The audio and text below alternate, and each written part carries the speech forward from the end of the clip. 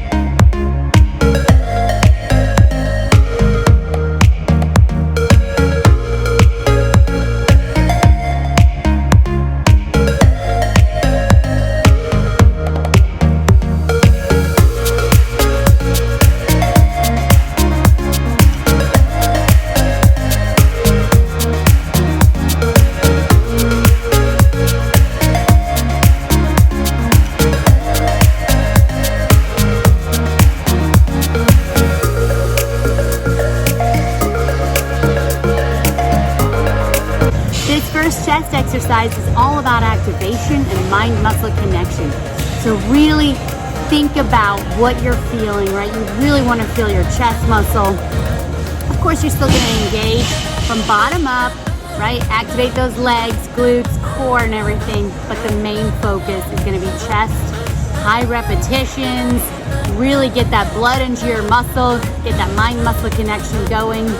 And then you'll be ready for a little bit heavier weight on the next couple of steps. Here's how to set up the machine for the bicep. Basically, you just take the arms of the free motion machine and bring them down to the bottom. And that's basically all you have to do. And you can do them back to back. You go from chest to bicep, and over and over.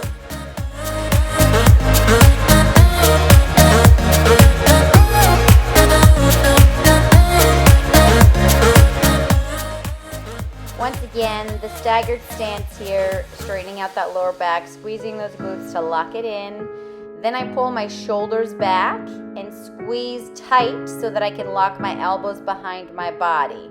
I want to be able to get a long contraction through that bicep, and I'm really going to focus on activating from the forearm versus thinking about pulling my hand to the shoulder and really squeezing that bicep. Mind-muscle connection. You got to think about the muscle that you are working.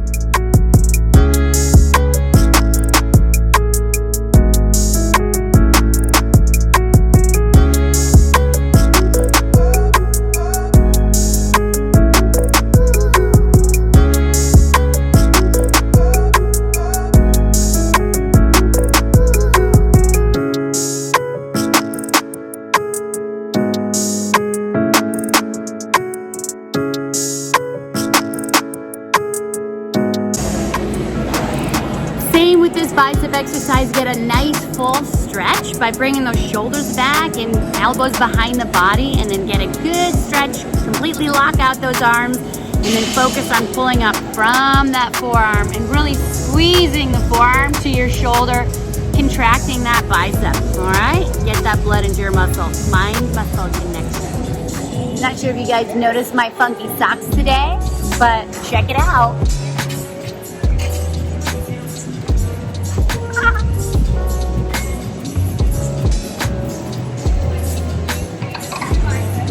Can't adult today. Yeah, that was my day yesterday. I pretty much sent my older two to their room for the rest of the evening because they were bickering so bad.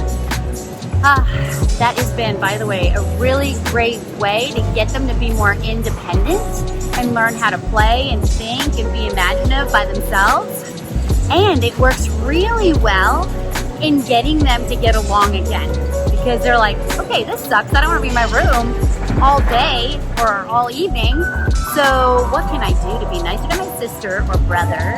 What can I do to help my parents? They've been doing the dishes, cleaning up, doing their laundry. I'm a little tired, so I can't adult today. I don't know what the animal is on there.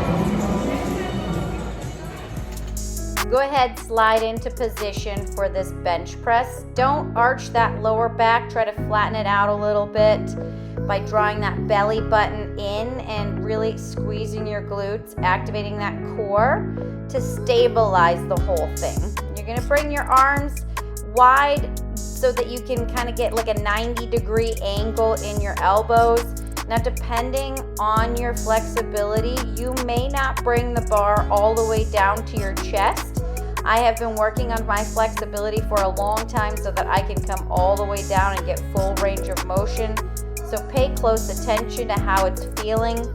You should not feel stress on that shoulder at all. It should all be on the chest and feel smooth. The whole time I'm doing this exercise, I'm actually drawing my hands together on the bar. I'm pushing inward on the bar. That's called inward intention. It automatically activates that chest muscle more.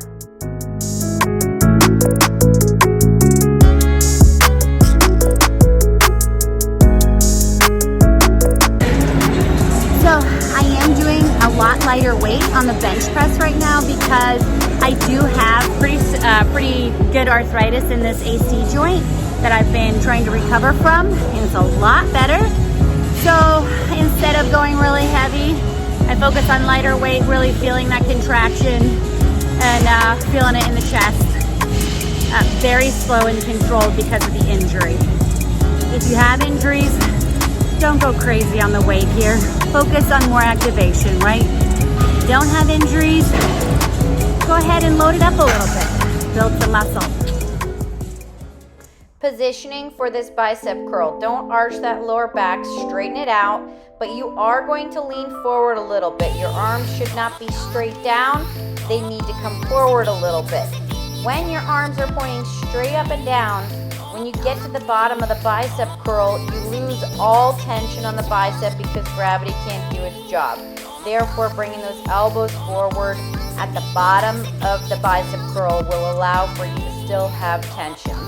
You're going to start in the hammer position at the bottom and really focus on rotating, supinating those wrists up and squeeze the heck at the top. And if you notice, my dumbbells, I'm holding them all the way at the top, so my thumb is along the edge, lining of that dumbbell.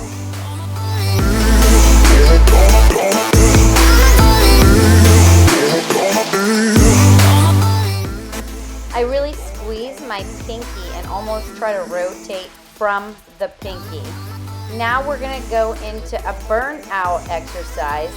You're gonna bring your elbows to a 90-degree angle. Again, as you can see, I'm holding that dumbbell at the top and I'm just supinating and pronating my wrists, really focusing on activating the bicep.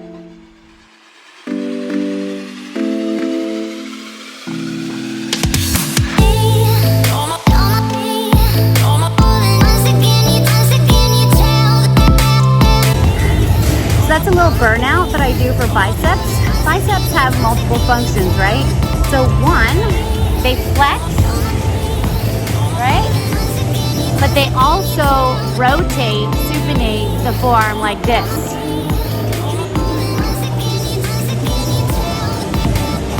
So if you noticed, I held the dumbbell all the way on one end by my thumb. So I had to kind of squeeze it tight and squeeze with my pinky and rotate as much as I can to get that bicep to work in that rotation motion as well. It's just another way to work that bicep. When I work out, I like to use different modalities, including machines. Machines are great for isolating, so if you struggle sometimes to feel the muscle you're trying to work, hop on a machine and try to isolate it, get that mind-muscle connection, and just so that you're a little bit more in tune with what you're trying to work, and then move into like a cable exercise or a band exercise or something like that, or push-ups, so that you already know the feeling.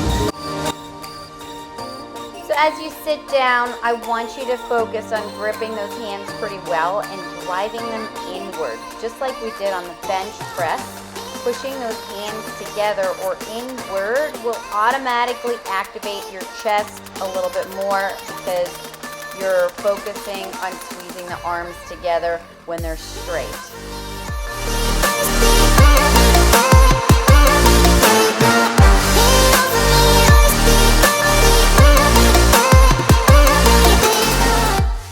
Because you're sitting on a machine doesn't mean you don't activate your core. Make sure those abs are in and your glutes are tight and your head needs to stay on the headrest.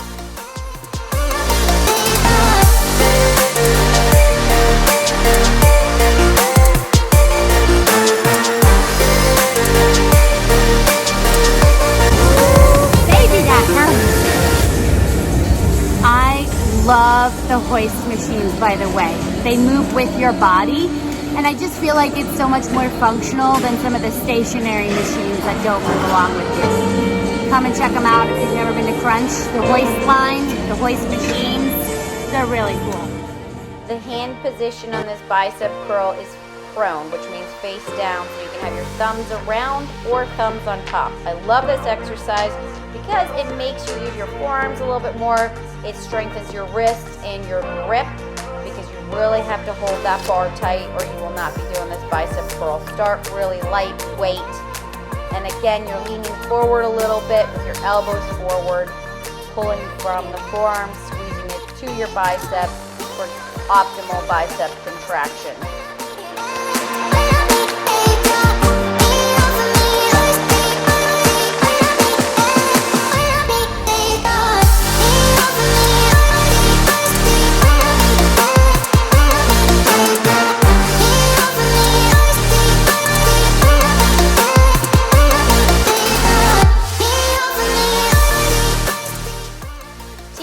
Push-ups are a great way at the end of a workout to add a little bit of stability in. So as you saw there, don't push your butt into the air, straighten it out, draw your belly in, squeeze your glutes. You want to keep your arms a little bit higher, not too low, because if you go low, the band will scrape your arms. So keep those arms in front of you a little bit, and then you're just doing a 90-degree angle in the elbow. If you have great range of motion, you can come down a little bit lower. Really focus on keeping that body nice and stiff. Stay on top of your toes so that you're really having to stabilize your body and max it out, burn it out, feel that chest muscle.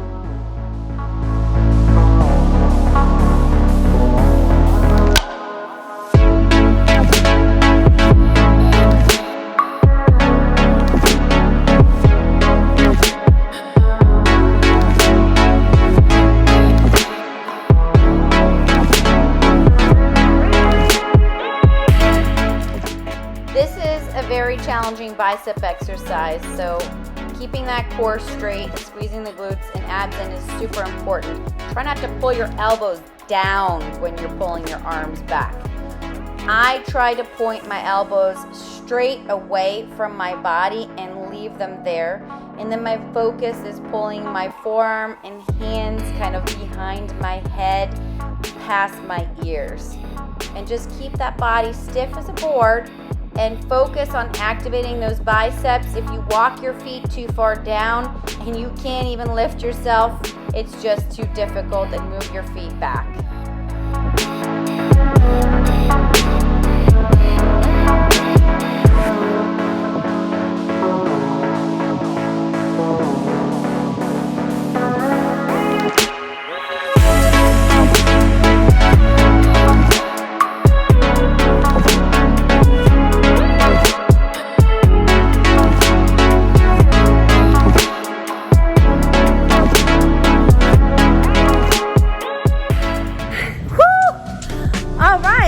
Hope you guys enjoyed that. I hope you feel your boobies and your biceps. Okay, that's just being a little too silly now.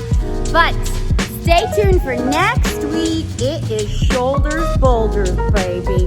And shoulders, my specialty. And let me tell you, having had an injured shoulder for the last year has been kind of a pain in my butt, because I love training shoulders. I love having muscular shoulders, strong shoulders. And I'm getting them back, and I'm gonna help you guys get them next Sunday. Enjoy your week.